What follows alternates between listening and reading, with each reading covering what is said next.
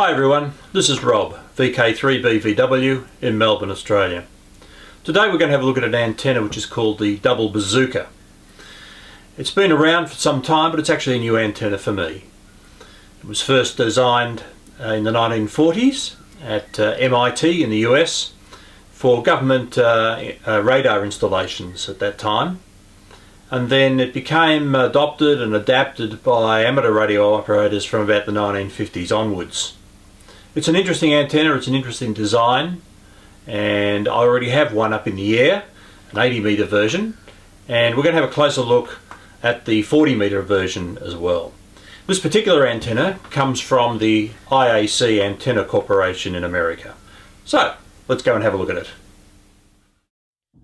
Here's a diagram of the double bazooka, and it comes from N4UJW. You can see that it sort of looks like a dipole, but with some significant differences. So the antenna is made of coax cable, RG58, and on each end, on each leg, it also has 300 ohm twin lead. So in the antenna itself, in the coax part of the antenna, the sender conductor is not broken.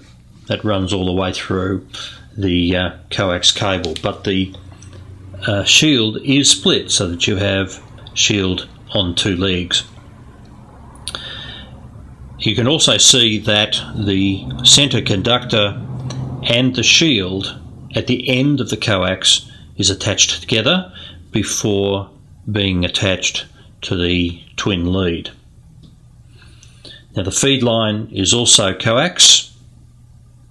The center conductor of the feed line goes to one leg of the antenna attaching to the shield, and the shield of the feed line goes to the shield of the other leg of the antenna. So let's have a look at it and see what it looks like in its physical form. So here is the antenna as it comes straight out of its packaging. It also comes with printed instructions, and you can also download the printed instructions from the IAC website if you're looking for more information on the antenna itself. The cable is Belden, and it's RG58 cable. It looks to be a very good quality, as does the 300 ohm twin lead. The antenna is recommended that you set it up as an inverted V. And so it has an eyelet at the top in order to be able to do that. You can also set it as a horizontal dipole, but with the 40 and 80 metre versions, it's recommended that you have a messenger line that will help support the antenna in the air because of its weight. But we'll be setting this one up as an inverted V. Remembering that the antenna, or the coax part of the antenna, is really one piece of coax. The center connector of the coax is not cut, so it's running straight through there. It's the shield that's cut on both sides, and the feed line is attached down here, where the center point of the center connector of the feed line will go to the shield of one side, and the shield of the feed line will go to the shield on the other leg of the antenna. When you get to the point where the 300 ohm line is going to be connected, the center connector and shield of the coax are joined together, and then it's joined with the 300 ohm line after that. It's at this point here between the coax and the twin lead that can sometimes be a problem for home constructors of the double bazooka or of some other commercially available antennas. It's at this point here which the antenna will often break away. I don't think this is going to be the case with this double bazooka. You can feel through the plastic here where the join is. The whole area here is covered with quite a thick plastic sheath, and where the join is there and where the plastic sheath ends, there is quite some distance on both sides, which will allow for for the support needed to make that connection last. There's also very good evidence of sealant, so that we won't get moisture through here, and there's also a moulded plastic end on the twin lead as well, which is also going to make sure that the antenna is nice and dry. So let's get back to the shack and we'll see how the antenna works. So the 40 metre and 80 metre antennas are now up in the air, and I've just put up a couple of quick pictures here to show you what they look like. And you'll see that they're at the apex of the antennas, they're surrounded by trees. They're probably about 9 or 10 metres up in the air. It's not very high at all, and they're in the inverted V configuration. And one leg of the 40 metre and one leg of the 80 metre antenna are both passed close to steel roofs. So they're certainly not ideal situations, and I'm sure that others can probably get their antennas up higher and more in the clear than I've been able to do here in these limited circumstances. But at least we can see in these limited circumstances what the antennas are capable of doing.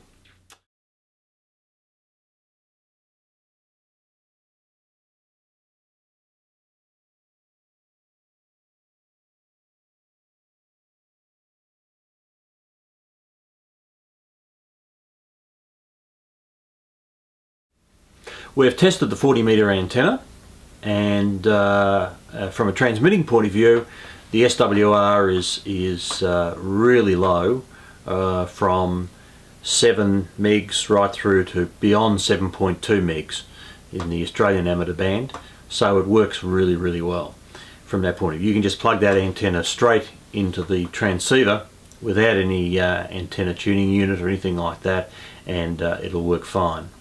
There is no balun on this antenna either. It doesn't seem to need it, and it's not called for in the instructions, so we haven't put one in, and things seem to be working quite fine. There's no stray RF running around the shack or anything like that. So we've had some contacts on 40 metres, and it's worked really well. The reports have been very positive. Considering the height of the antenna, which is, as I said earlier, not very high at all, it's getting out extremely well. The antenna is also a very good listening antenna, and I do quite a lot of shortwave broadcast band listening, as well as my amateur radio transmitting activities.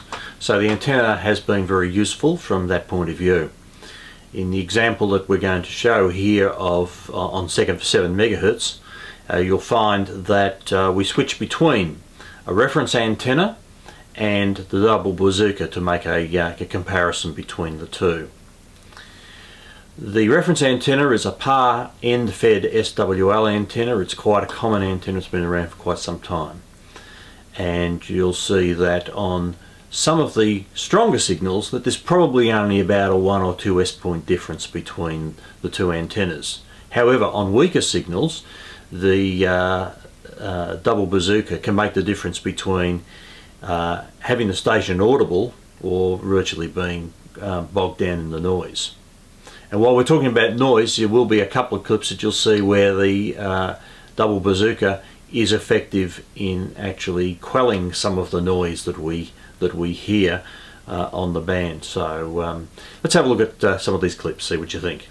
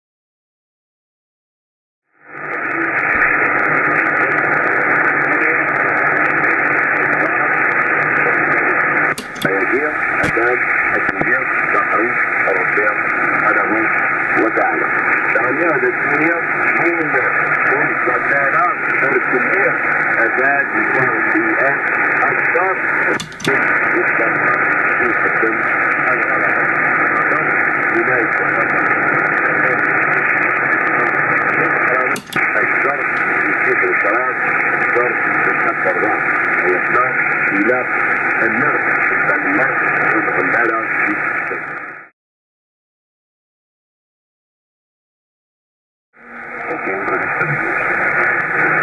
Hasta la luz de la luna adelante estamos en el aire. ¿Está usted bien?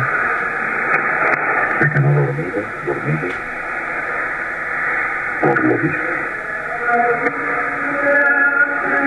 Hasta la luz de la...